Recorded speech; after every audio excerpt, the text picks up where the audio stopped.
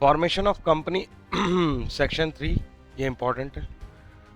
यही सेक्शन ही हमें बताता है कि कौन सी कंपनी पब्लिक कंपनी है, कौन सी कंपनी प्राइवेट कंपनी है, वगैरह वगैरह। और ये कह ही रहा है, बेसिक रिक्वायरमेंट से रिलेटेड डील करता है ये।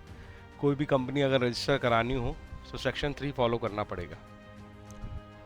पब्लिक कंपनी में कम से कम 7 लोग, प्राइवेट में कम से कम 2 और ओपीसी में 1 व्यक्ति के साथ आप कंपनी इनकॉर्पोरेट कराने जा सकते हो।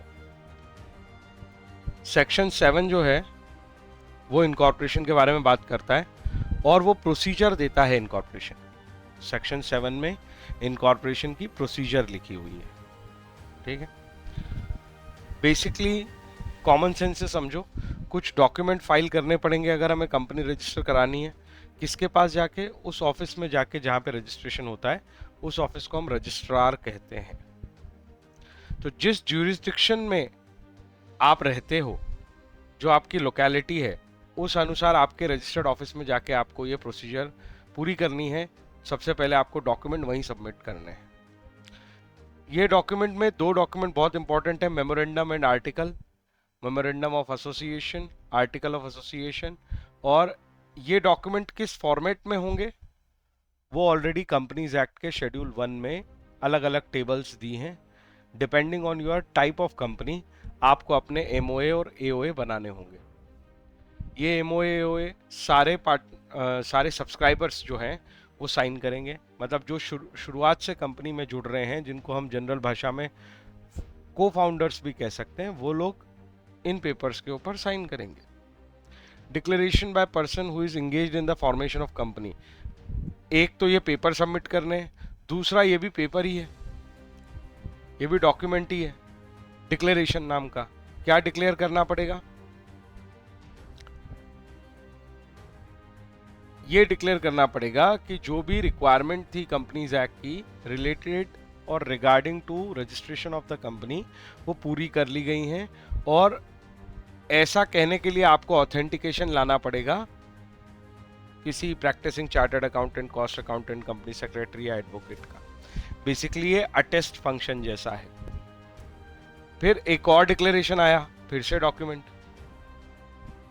इसके अंदर ये लिखा था कि आपको ये डिक्लेयर करके देना पड़ेगा कि जो सब्सक्राइबर हैं उनमें से कोई भी कन्विक्टेड नहीं है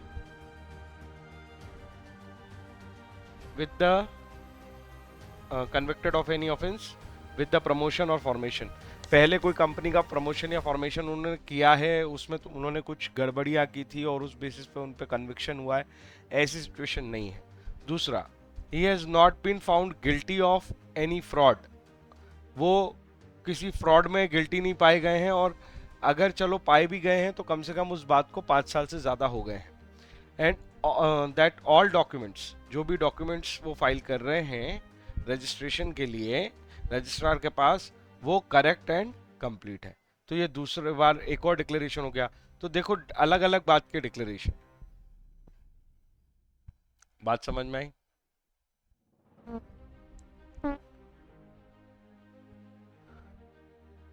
अगर आपकी कंपनी रजिस्टर हो रही है तो ऑब्वियसली आरओसी को आप अप्लाई करके आए हो, तो आरओसी आपको कुछ रिस्पांस करेगा। तो वो रिस्पांस किस एड्रेस पे करेगा, वो एड्रेस बताना जरूरी है। वैसे तो कंपनी रजिस्टर हो रही है तो उसकी एक प्लेस आपको लेनी पड़ेगी जहाँ पे कंपनी सिचुएटेड मानी जाएगी, वहाँ बोर्ड लगाना पड़ेगा, कंपनी का नाम लिखना पड़ेगा कंपनी का। लेकिन जब तक कंपनी रजिस्टर नहीं होती तब तक ये रिक्वायरमेंट नहीं है। तो अभी तो आपने एप्लीकेशन दी है, कोई ज़रूरी थोड़ी कि आपकी जो एप्लीकेशन है वो प्रॉपर है। हो सकता है उसके अंदर कुछ लूप होल्स हों और रजिस्ट्रार ये आपको बार बार कम्युनिकेट करे कि भाई ये चीज़ पूरी करके लाओ, ये डॉक्यूमेंट आपका इनकम्प्लीट है, इसमें ये इन्फॉर्मेशन नहीं है, वगैरह वगैरह। ठीक है, तो ऐसी सिचुएशन में एड्रेस ऑफ करस्पॉन्डेंस की जरूरत पड़ती है ताकि बातचीत हो सके। आई होप बात समझ में आ गई। इसके अलावा पर्टिकुलर्स, जब भी ये वर्ड आता है पर्टिकुलर्स मतलब सब नाम, सरनेम, रेसिडेंशियल एड्रेस किसके चाहिए, सारे सब्सक्राइबर के। उसके अलावा और किसके पर्टिकुलर लिखे हैं, देखो जरा, particulars of the person mentioned in the article as the subscriber of memorandum and such other person. ये वो लोग हो गए डायरेक्टर वगैरह के। आप अगर किसी को शुरुआत से ही अपनी कंपनी का डायरेक्टर बनाना चाहते हो, जो सब्सक्राइबर ऑफ मेमोरेंडम नहीं है, जो को फाउंडर नहीं है, उस बंदे की डिटेल भी दो। तो जो भी लोग ऑर्गेनाइजेशन से जुड़ने वाले हैं from the initial phase, registration के समय से, उन लोगों की डिटेल देनी पड़ेगी। Particulars of the interest of person mentioned in the article, the first director, body corporate along with the consent of the director of the company. मतलब अगर जैसे सपोज कोई बॉडी कॉर्पोरेट ही आपको प्रमोट कर रही है ना, तो उस बॉडी कॉर्पोरेट के डायरेक्टर्स की डिटेल भी चाहिए। Issue of certificate of incorporation on registration, अगर आपने ये पहली स्टेप ठीक से कर ली तो रजिस्ट्रार आपके सारे डॉक्यूमेंट्स को चेक करेगा और उसके बाद वो आपको रजिस्टर कर लेगा। कोई डाउट?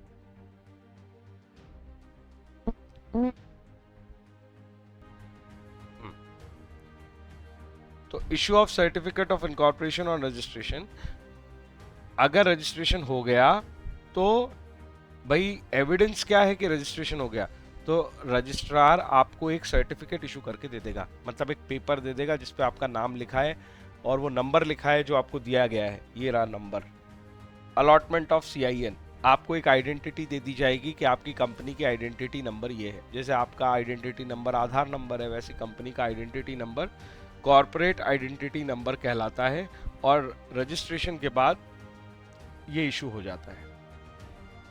अगली बात, maintenance of copies of all document and information. आप ये मेंटेनेंस का मतलब किसके लिए लिखा है? ये कंपनी के ऊपर जिम्मेदारी है कि उसे मेंटेन और प्रिजर्व करना है। क्या प्रिजर्व करना है? जो डॉक्यूमेंट और इंफॉर्मेशन हमने ऊपर रजिस्ट्रेशन के लिए फाइल की थी, उसकी कॉपीज आपको हमेशा अपने रजिस्टर्ड एड्रेस मतलब कंपनी का एड्रेस, उस पे ही रखनी। ऊपर जिन डॉक्यूमेंट के बेसिस पे आपका रजिस्ट्रेशन हुआ है, वो सारे डॉक्यूमेंट की कॉपी आपके रजिस्टर्ड एड्रेस पे हमेशा रखी रहनी चाहिए। Furnishing of false and incorrect information, अब देखो ये वो बातें हैं कि आपने झूठ बोल के अपनी कंपनी रजिस्टर करवाई है, फॉल्स या इनकरेक्ट इंफॉर्मेशन देके कंपनी का रजिस्ट्रेशन कराया है। अगर ऐसा करोगे तो ये सेक्शन दूसरा है जो मैं आज याद रखने के लिए बोल रहा हूं। मैं एक सेक्शन 3 बोल चुका हूं। सेक्शन 3 रिक्वायरमेंट्स देता है कि भाई कौन सी कंपनी को क्या क्या लगाना पड़ेगा रजिस्ट्रेशन के लिए, depending on the type of company. वैसे ही मैं बोल रहा हूं सेक्शन 447 पेनल्टी का सेक्शन है, और जब कभी आपको ये मिले कि फ्रॉड, फॉल्स इंफॉर्मेशन, झूठ, ये सब बोला गया है कंपनी की तरफ से, तो ये पेनल्टी लगती है कंपनी के डायरेक्टर्स पे। और ऑब्वियसली उसमें आर्टिफिशियल पर्सन की बात नहीं होती, देखा जाता है किसकी गलती है। वही वाली बात है जो मैंने समझाई थी, कॉर्पोरेट वेल लिफ्ट कर दी जाएगी और पर्दे के पीछे देखा जाएगा कि कौन लोग हैं जो इन एक्टिविटीज में इन्वॉल्व है। ऑब्वियसली आर्टिफिशियल पर्सन का अपना तो कोई माइंड था नहीं, करा तो किसी नेचुरल पर्सन नहीं है। कोई डाउट है तो बताओ। तो सेक्शन 447 कहता है उसको पेनल्टी दी जाएगी, सीधी सी बात। तो वही वाली बात लिखी है, देखो, if any person furnishes any false incorrect particulars of information, company register कराने के लिए आपने गलत पर्टिकुलर्स दिए अगर, और बाद में आप पकड़े गए,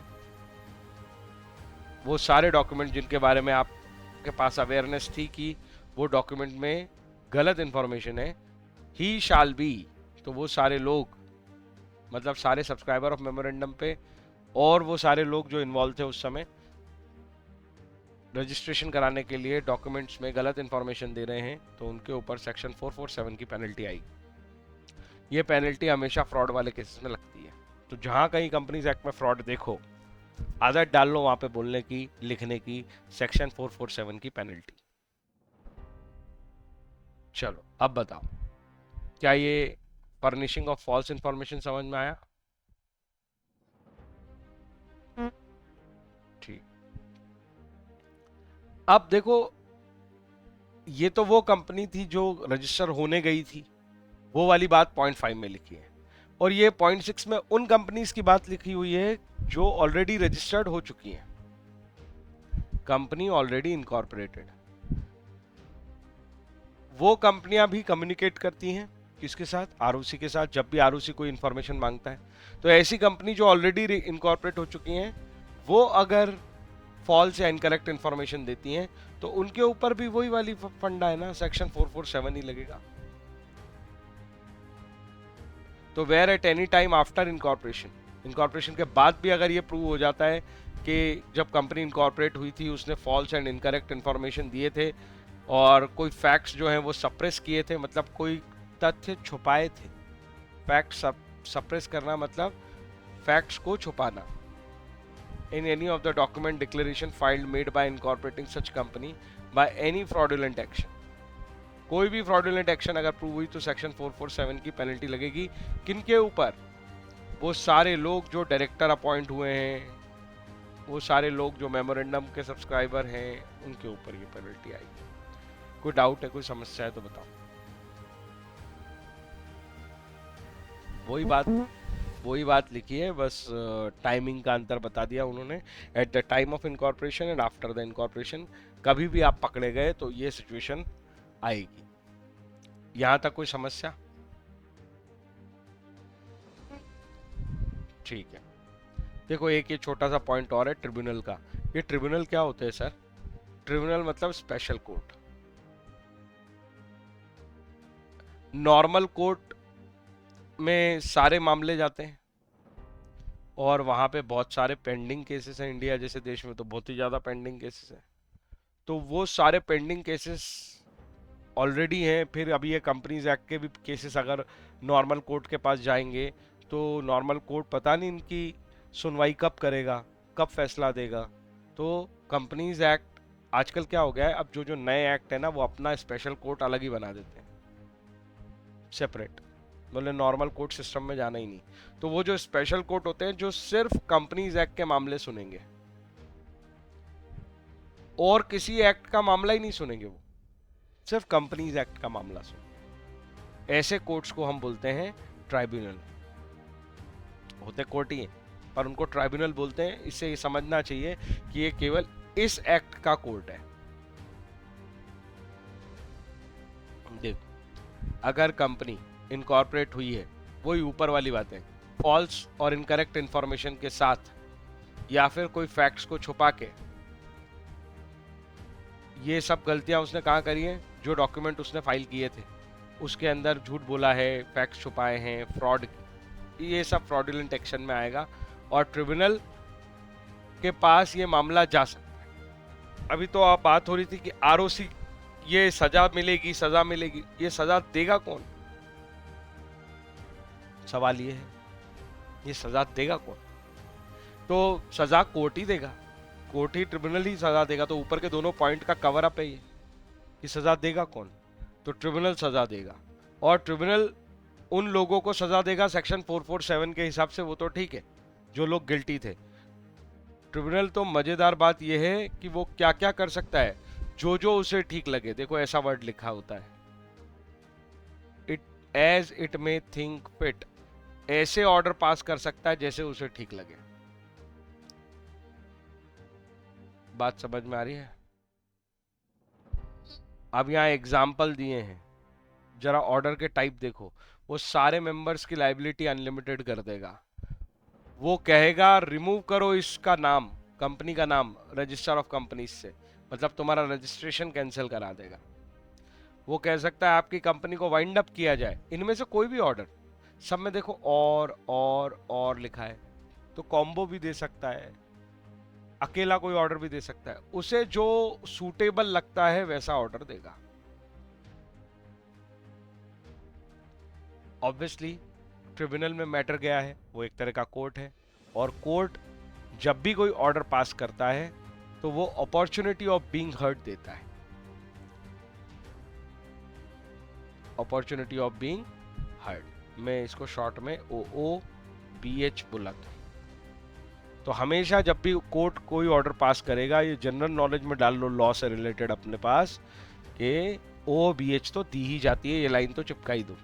दूसरी बात, वो सारे वो कंसिडर करता है वो सारे ट्रांजेक्शन्स जो कंपनी ने एंटर किए हैं, और ऑब्वियसली कंपनी के ऊपर क्या लाइबिलिटी आ गई, थर्ड पार्टी की गलती तो है नहीं, है ना। कंपनी अगर किसी के साथ कॉन्ट्रैक्ट में आ गई है तो उस थर्ड पार्टी का नुकसान नहीं होने देगा कोर्ट।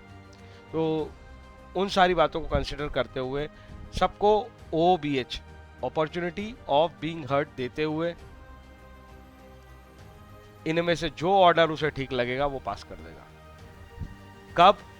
मैटर यही वाले हैं: furnishing false and incorrect information, suppression of material fact at the time of incorporation, after the incorporation।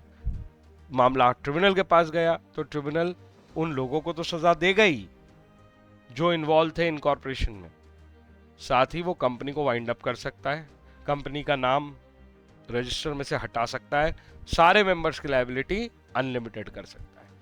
Simple simple बातें हैं, कोई डाउट है तो बता दो मुझे।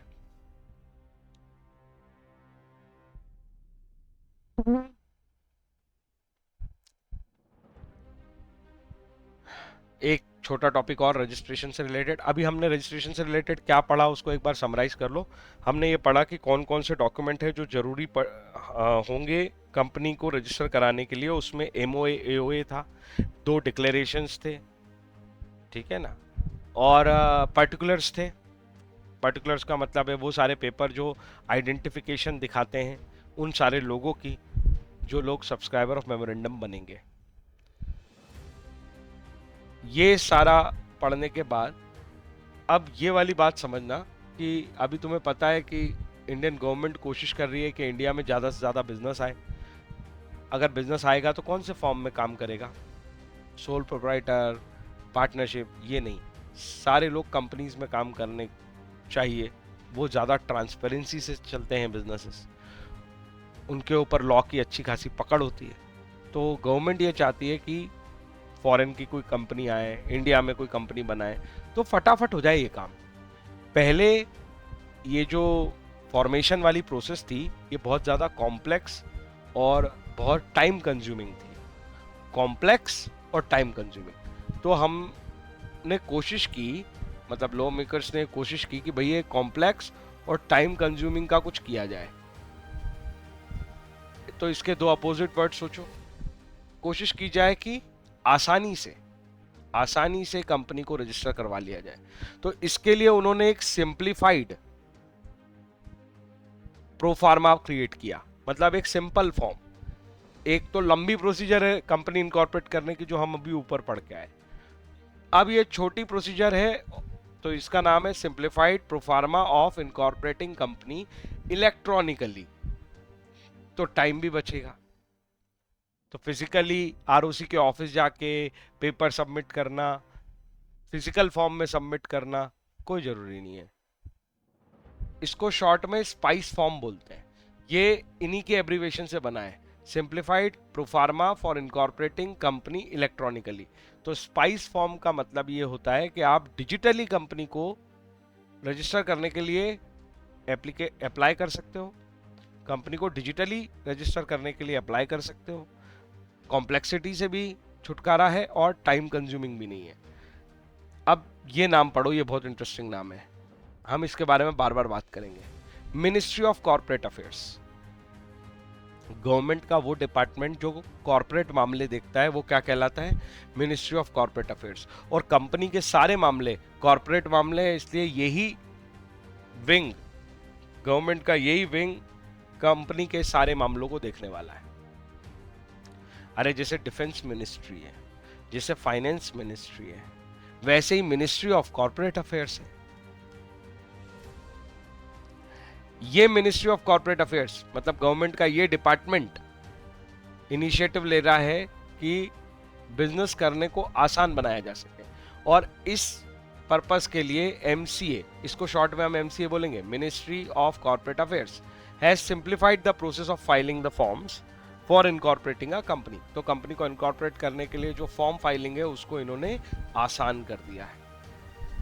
अभी सेक्शन 7 पढ़ा था हमने प्रोसीजर के लिए, अब आ रहा है section 9 of the companies act, provide the effect of registration of company. अब ये बिल्कुल अलग चीज शुरू हो गई है, तो यहाँ से टॉपिक बदल गया है। पहले तो यहाँ तक बताओ कि कोई डाउट है, कोई दिक्कत है तो बताओ। रजिस्ट्रेशन वाला टॉपिक खत्म, हमारे सिलेबस में इतना ही है।